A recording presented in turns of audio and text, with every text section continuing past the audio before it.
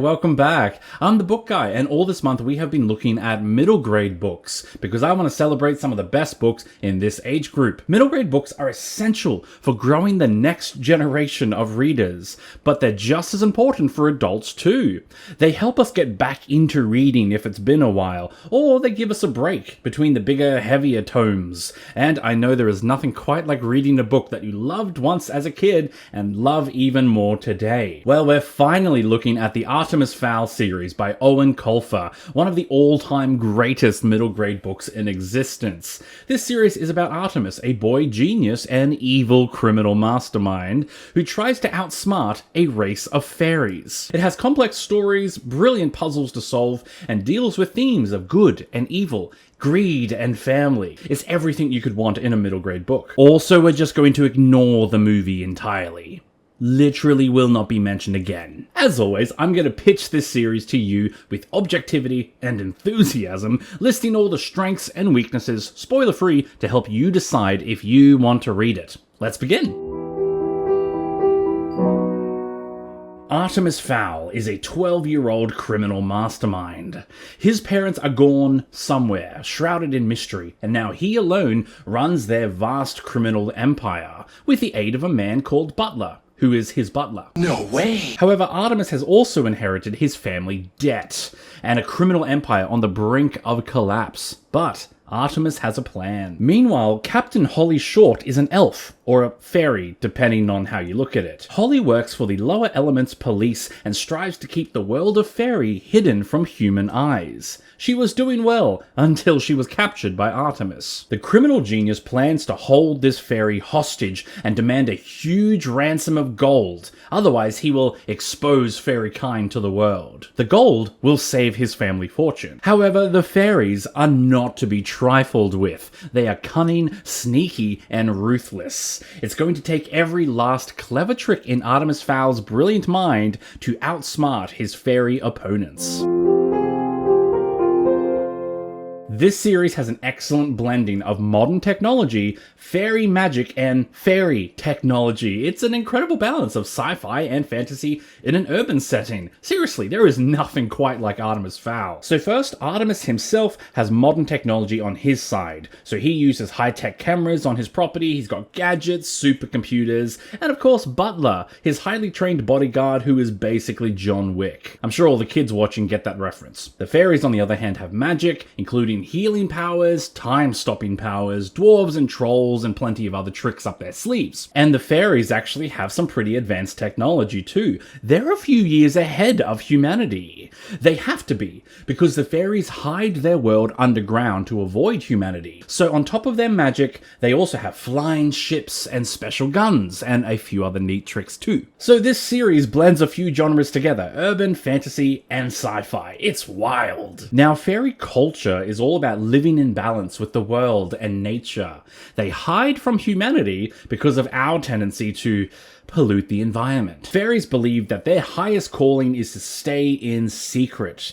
Interacting with humans is the worst possible crime. Yet the fairy world isn't some magical paradise either. They have all the problems of humanity too, with evildoers, classism, and prejudice between different magical races. I know, it's everywhere. Most importantly, the fairies have the Book of the People. It's sort of their Bible/book of law. Fairies take their rules very seriously and can be quite ruthless in enforcing them, although their rules do have a few loopholes that are prime for exploitation.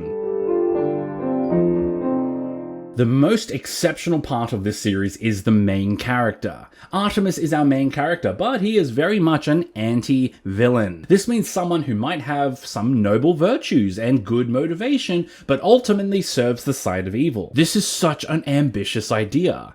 A kid's book where the main character is pretty close to being evil. So many kids' books will make their main character a paragon, a perfect symbol of virtue and truth that all children should aspire to imitate.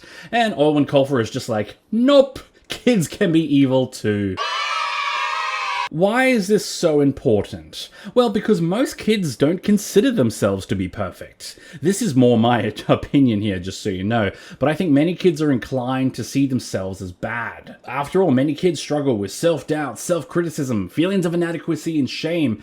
all of which are perfectly normal for that age. So they might find a morally perfect protagonist to be unrealistic and disingenuous. But if they see a criminal mastermind, they go, aha, that's more like me. But getting back on track, Artemis is perfectly fine with lying, stealing, manipulating others to get what he wants, and he can be quite ruthless. His demeanor is very cold and detached at all times. And yet Artemis is a true anti-villain because anti-villains have redeeming qualities.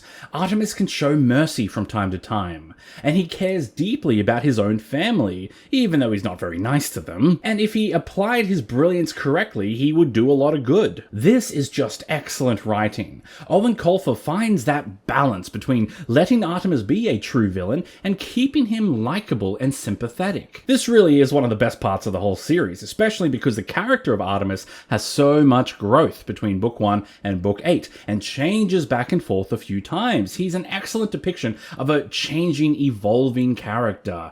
And I can't say more without spoilers, but it's very good. That said, Artemis is also a 12-year-old super genius who's super rich. So he does have some Mary Sue qualities. Remember, a Mary Sue character is not a perfect character. It's someone who didn't have to work to earn all their skills. Artemis definitely has some of that because he was born rich and born brilliant. And there are times when his intelligence is just godlike and you kind of want to stop and scream, but he's 12. Actually, Artemis's genius needs its own segment. There are so many fictional geniuses. In the Name of the Wind, Ender's Game, Da Vinci Code. People love geniuses, sometimes to obsessive levels. And yet we often see geniuses who don't actually do anything that smart. We are told that they are geniuses over and over again, and the crowds will ooh and ah every time the genius walks on screen.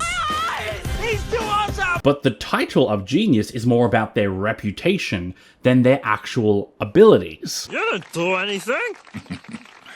Didn't I? Worse, sometimes the genius is used as a Deus Ex Machina device, where they can just do whatever the plot needs them to do because they're a genius. Instead of waving a magical wand to fix everything, you wave a magical genius. So many fictional geniuses are just an excuse for lazy writing or to get the author out of a tricky spot. If you're writing a super smart character, they actually have to do super smart things. Something real and tangible. You also can't have their genius occur off screen either, saying, the genius went over there and did a super big computer thing or a maths thing, and then just skim over the details. That is pulling a rabbit out of the hat. It's also another lazy way to depict a genius. Your story needs to be smarter for having a genius character. Sherlock Holmes is a great example of this. He's a genius who actually does really smart things, like piecing together clues, figuring out the mystery, revealing the bad guy when no one else can figure it out. Ultimately, the audience needs to see genius in action. That's what makes it satisfying. Now, Artemis Fowl is a great example of a fictional genius, because he actually does clever things. The story comes up with tricky problems, and Artemis comes up with clever solutions. Now, yes, there are times when he's like, I invented this crazy thing because I'm a genius. Okay, so there are the occasional instances of Artemis pulling a rabbit out of the hat. But for the most part, we see Artemis's genius affecting the plot in real and tangible ways. It's impressive. Eoin Colfer can actually walk the walk of writing a genius. Although the fact that the genius is 12 years old does require a certain suspension of disbelief. Obviously, child prodigies can and do exist. A prodigy, remember, is anyone under the ages of 10 who produces work at the level of an adult expert. Examples include Mozart, Marie Curie, even the swimmer Michael Phelps was a national record holder before the age of 10. But when you see it in a book,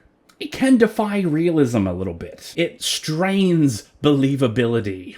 I think it's one of those times where you might have to accept that it's just a kid's book and roll with it. I don't know, you tell me, does the whole 12-year-old genius thing bother you or not at all? I would be curious to hear. One last note about geniuses before we move on. I've never liked the trope of a genius who is rude to everyone, because so many people see it and think, wow, I'm rude to everyone, I must be a genius. No, you're just rude to everyone. But also, the rude genius goes against my life experience. The smartest people I know personally are also the kindest. Intelligent people are civilized.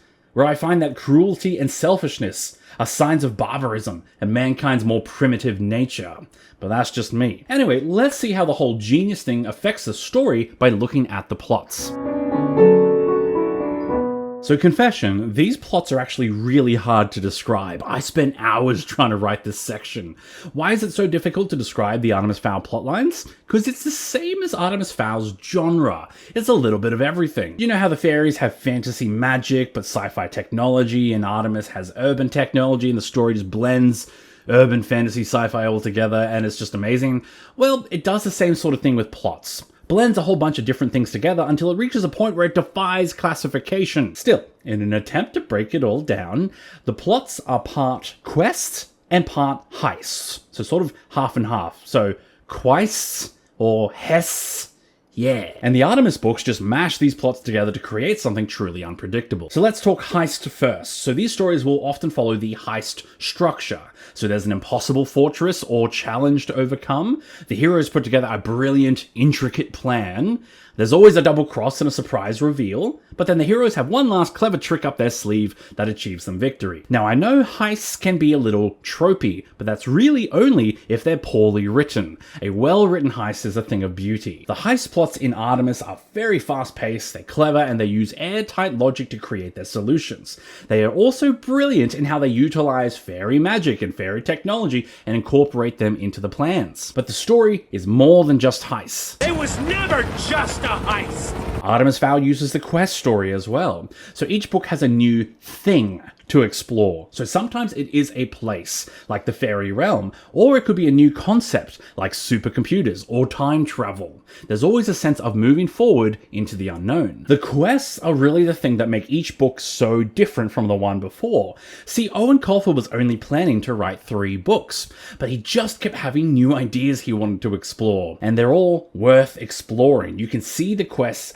on the covers, they're in the titles too, so they're really obvious. And yet there is a third type of plot here that gets mashed together into the mix, and that is the scheming. In every situation, every heist, every quest, Artemis and the fairies are constantly scheming. This is an incredible back and forth of mind games, a battle of wills, as each side tries to outsmart and stay ahead of the other. This is literally like Game of Thrones level scheming, or Breaking Bad, or some other kid-friendly example. This means that every individual quest will have a brilliant heist plan and then multiple layers of mind games. And all that to say, nothing can prepare you for just how unpredictable these plots are.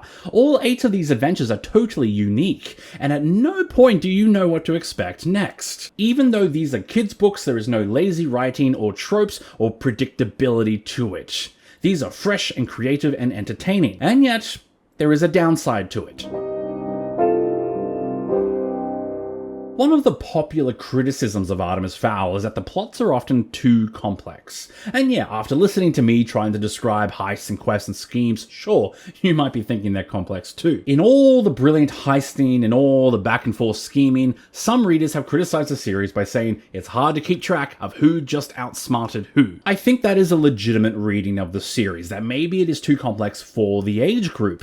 And at the same time, I think it's great. This is a story about a genius. Therefore, it should be a pretty smart story. The reader has to really think about it, really work for it. And if the reader can follow along and keep up, then they have earned the right to be a genius too. I love when middle grade books don't talk down to the reader and show a bit of trust in their capability. But honestly, the complexity is only really an issue for kids. If you're an adult considering the series, you'll be fine. It's not Malazan or anything. Or maybe a kid version of Malazan. Hey.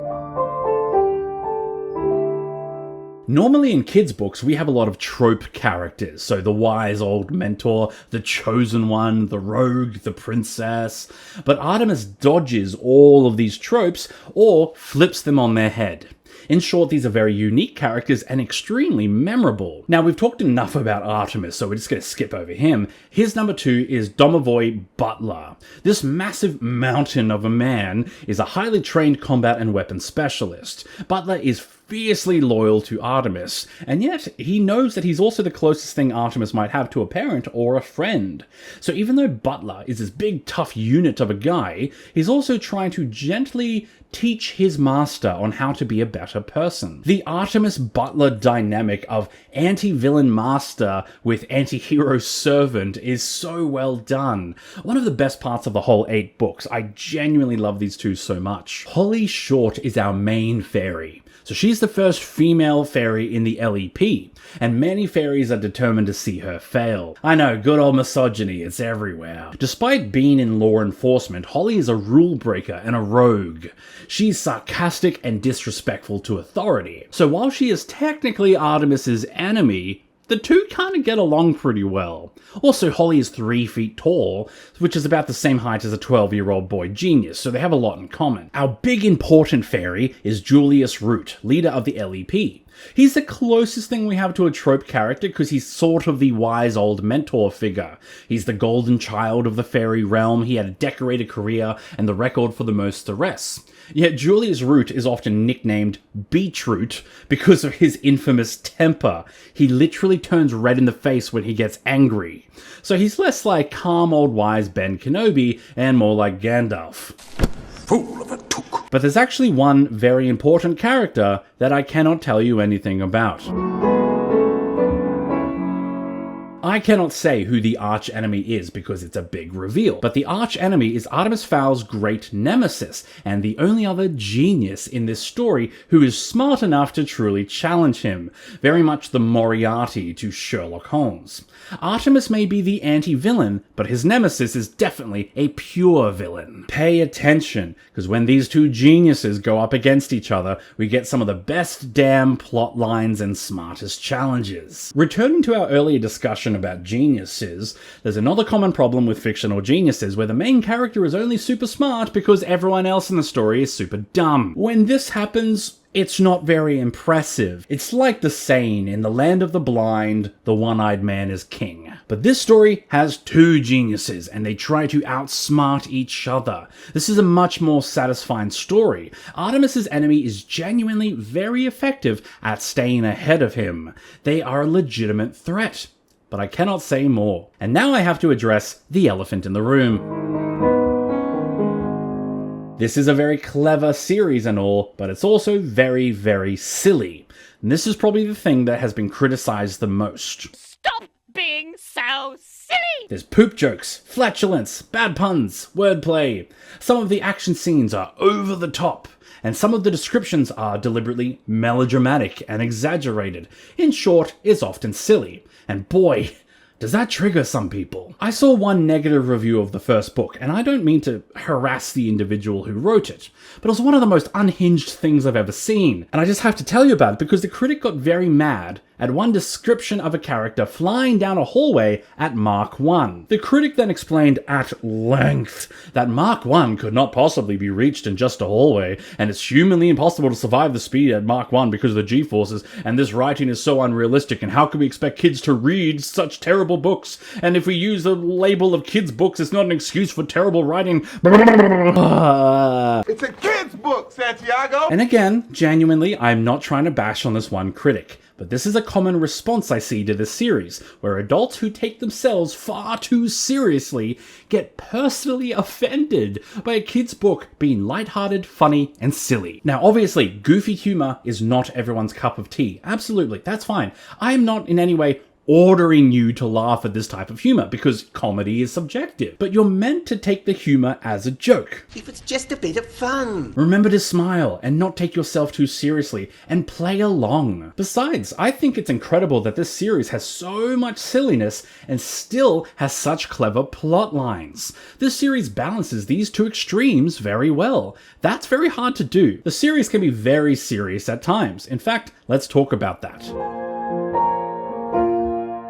Artemis Fowl may be a kid's book, but it still tackles some big important issues. A major theme being the environment. The fairies do not trust humanity implicitly, because we pollute the same world we live in, so obviously we must be insane and dangerous.